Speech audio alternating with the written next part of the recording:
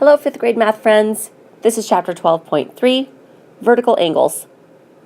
We're going to learn to apply the property that vertical angles always have equal measures. Let's get started. Vertical angles are formed by intersecting lines that have equal measures. In the image below, EF is a line and GH is a line. The two lines intersect each other, forming four angles: angle A, angle B, angle C, and angle D.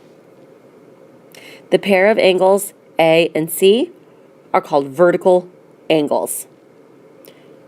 Similarly, the pair of angles B and D are called vertical angles. So what do we know based on these relationships? We know that the measure of angle A and the measure of angle B equals 180 degrees because they form a straight line. Similarly, the measure of angle B and the measure of angle C also equal 180 degrees because they also form a straight line. Using that information, we can see that the measure of angle A plus the measure of angle B is equal to the measure of angle B plus the measure of angle C. Therefore, logic tells us that if we remove the measures of angle B, then the measure of angle A equals the measure of angle C. They must be equal. We can use the same idea to show that the measure of angle B and the measure of angle D are also equal. The measure of angle A and the measure of angle B also equal 180 degrees because they form this straight line. The measure of angle A and the measure of angle D also equal 180 degrees because they form this straight line. Therefore, using the same formula, the measure of angle A plus the measure of angle B equals the measure of angle A plus the measure of angle D. When we remove the A's, the measure of angle B equals the measure of angle D. So vertical angles always have equal measures. Try identifying the relationships in this figure on your own. This figure shows the four angles that are formed when two lines intersect.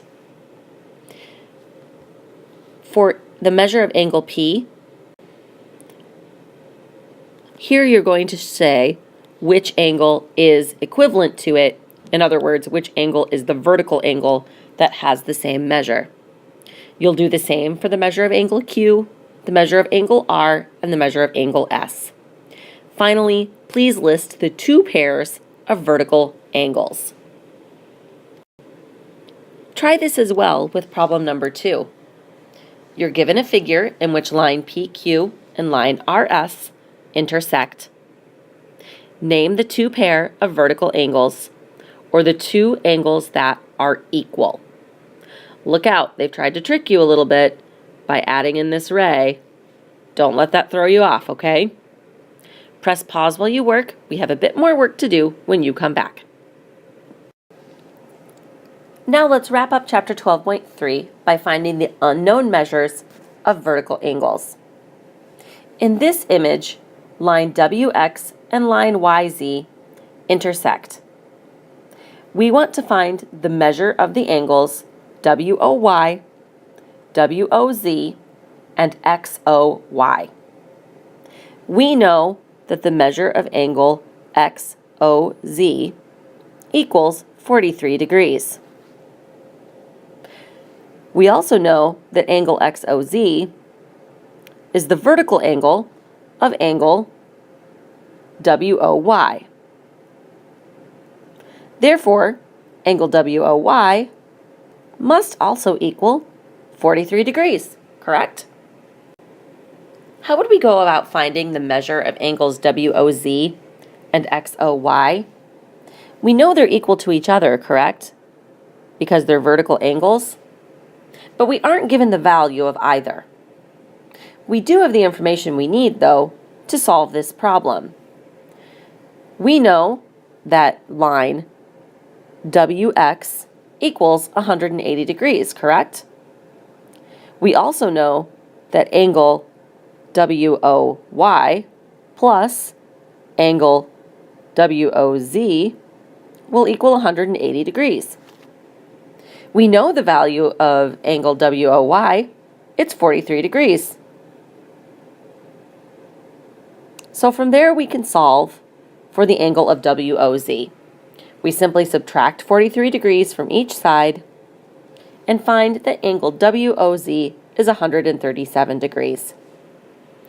Since WOZ is 137 degrees, then angle XOY is also 137 degrees because they are vertical angles with the same value. These 3 practice problems will finish up Chapter 12.3 for us and Chapter 12 overall. For each, please find the measures of the given angles. Look carefully at the diagrams, use what you know about the relationships between the angles, and do your best to solve. Don't worry, we will definitely go over these together tomorrow, and we will also do more practice as a group in working with vertical angles. Have a great night.